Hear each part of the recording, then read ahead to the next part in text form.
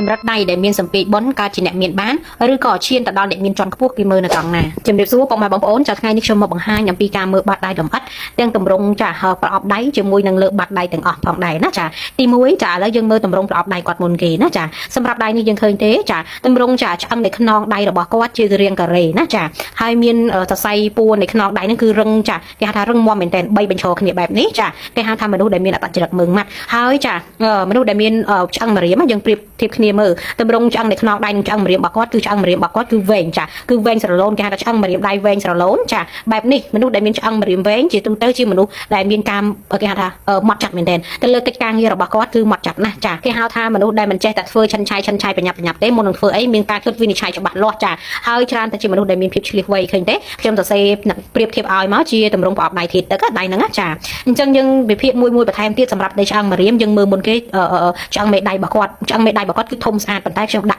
ប្រៀបជាមួយនឹងបាតដៃគាត់ទៅរៀងបាំងបន្តិចតែយើងមើលតែគល់កលៈនៃមេដៃដឹងហើយមេដៃរ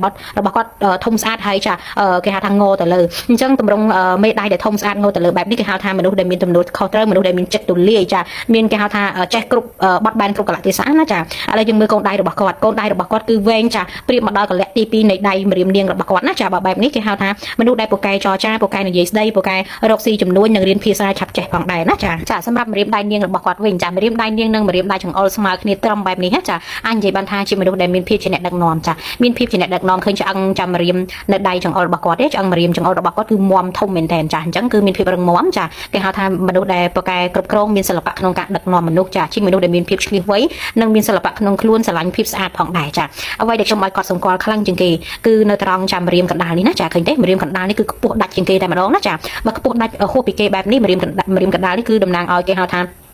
វិន័យលើខ្លួនឯងជាមនុស្សស្រីដែលគេហៅថ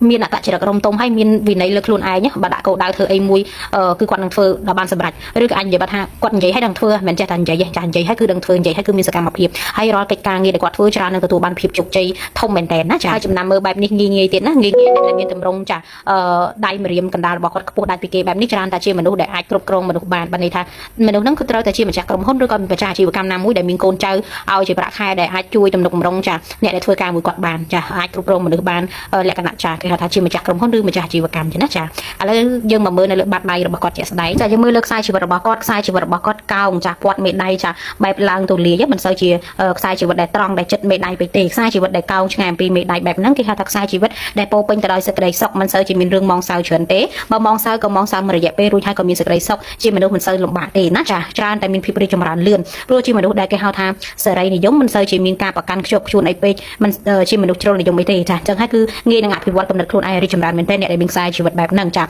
សំជាមួយចាគេហៅថាខ្សែព្រះអាទិត្យរបស់គាត់ណាចាខ្សែព្រះអាទិត្យរបស់គាត់ក៏ពិតទៅអ្វីដែលយើងឃើញច្បាស់ចាប់ពីអាយុ50ឆ្នាំឡើងប៉ុន្តែចាខ្សែព្រះអាទិត្យរបស់គាត់តាមពិតចាប់ផ្ដើមតាំងពីអាយុ40ឡើងម្លេះគាត់ថាវាមិនទាន់ច្បាស់ចាអញ្ចឹងអ្នកដែលមានចាខ្សែព្រះអាទិត្យស្អាតណាចាជាទូទៅដំណើរជីវិតរបស់គាត់គឺមានពន្លឺមែនទែនមិនថាមុខរបររកស៊ីឬក៏ធ្វើកិច្ចការងារអីច្រើនតែមានភាពល្បីល្បាញណាចាខ្ញុំភ្លេចបញ្ជាក់មួយទៀតខ្សែជីវិតរបស់គាត់កន្លែងខ្ញុំគូមិញហ្នឹងគឺជាខ្សែខំក្រងអញ្ចឹងជាខ្សែត្រង់ដែលខំក្រងឯខ្សែជីវិតបែបនេះគេហៅថាមនុស្សដែលចាប្រៀបដូចជាមានបុណ្យថែរក្សាបើនិយាយអំពីគ្រូដែលថែរក្សាគាត់គេហៅថាគ្រូបាប់ជាគាត់មានហើយប៉ុន្តែគាត់មានខ្សែបុណ្យមួយតង់ទៀតដែលគុំក្រងឯខ្សែជីវិតគាត់ហ្នឹងប្រៀបដូចជារនាំងរបងការពារជីវិតគាត់អញ្ចឹងជួបគ្រោះបាតុភហេតុឬគ្រោះណាមួយគឺមិនដល់អាយុជីវិតទេគាត់យករួចខ្លួនបានរហូតចាណាចាហើយអ្វីដែលសំខាន់ណាចាអ្វីដែលខ្ញុំចង់ឲ្យបងប្អូនមើលគឺនៅចុងខ្សែជីវិតរបស់គាត់នេះណាចាគឺស្អាតមែនតើចុងខ្សែជីវិតរបស់គាត់មានផ្កាឈូកណាចាមានកំពុំឈូកចារីកដល់តែ2ជាន់ណារីកដល់តែ2ជាន់មានន័យថា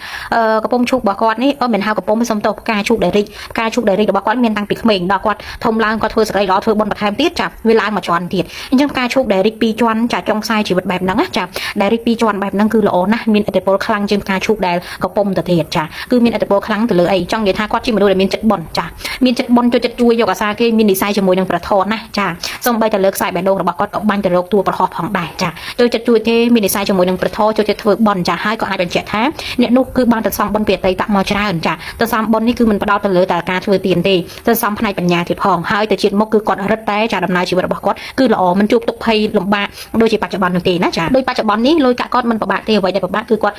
់សោកសៅរឿងផ្លូវចិត្តដូចជាជីវិតគូចាឬក៏បញ្ហាសុខភាពអីជាដើមចាបញ្ហារឿងញាតិមិត្តអីហ្នឹងគឺគាត់មានកម្លាំងកម្មនឹងដែរប៉ុន្តែចង់បញ្ជាក់ថាអ្នកដែលមានចាកំពុងឈូកចាឬក៏ផ្កាឈ ជម្រាបដូចជាគាត់បែបនេះនៅលើដៃគឺគាត់ចានឹងទទួលបានសេចក្តីសុខនៅវ័យចាស់សម្បូរទ្រព្យនៅវ័យចាស់ហើយជាទៅមុខគឺគាត់នឹងបានល្អមែនទែនទាំងជីវភាពទាំងផ្លូវចិត្តរបស់គាត់ចាអាចនឹងចាគេថាមានឱកាសក្នុងការសម្រាប់ធរថ្នាក់ណាមួយចាគឺនឹងបានណាចាមិនដឹងថាស្ថិតក្នុងប្រមាណជាតិតែនឹងបានជាតិខាងមុខគឺនឹងបានព្រោះមានចាសញ្ញានៃឈុកនេះគឺតំណាងឲ្យព្រះពុទ្ធសាសនាចាផ្សំជាមួយទៅនឹងខ្សែអាជីវកម្មរបស់គាត់ស្អាតតែអញ្ចឹងខ្ញុំប្រាប់ថាកូនដៃដែលធំមាំហើយចាដល់ចិត្តដល់នឹងកលៈទី2បែបនេះគេហៅមនុស្សដែលបកកែធ្វើចំនួនចាមនុស្សដែលអាចចារកស៊ីគ្រប់គ្រងអាជីវកម្មជាម្ចាស់ក្រុមហ៊ុនឲ្យបាននឹងឯងចាផ្សំជាមួយនឹងខ្សែវាសនារបស់គាត់នេះបែកព្រែកជា2ចានឹងខ្សែចាលៀបចេញពីស្រុកគេនឹងត្រីមង្គលចាស្ថិតនៅក្នុងចាតួច័ន្ទទៀតគឺគាត់ចាជាមនុស្សដែលអាចនឹងហៅថារកស៊ីល្បីល្បាញឆ្លងប្រទេសឬក៏អាចនាំចូលរបស់ពីក្រៅប្រទេសមកគឺរកស៊ីកាក់កប់មែនទែនចាគាត់មានឱកាសចិញ្ចូលទស្សនាទៅស្រុកគេឬក៏ចង់ទៅរស់នៅស្រុកគេនៅពេលចាស់ក៏មិនលំបាកផងដែរនិយាយរួមខ្សែជីវិតរបស់គាត់មានភាពល្អច្រើនពិសេសផ្ដោតទៅលើផ្នែកទ្រព្យសម្បត្តិលុយកាក់នឹងឯងណាចា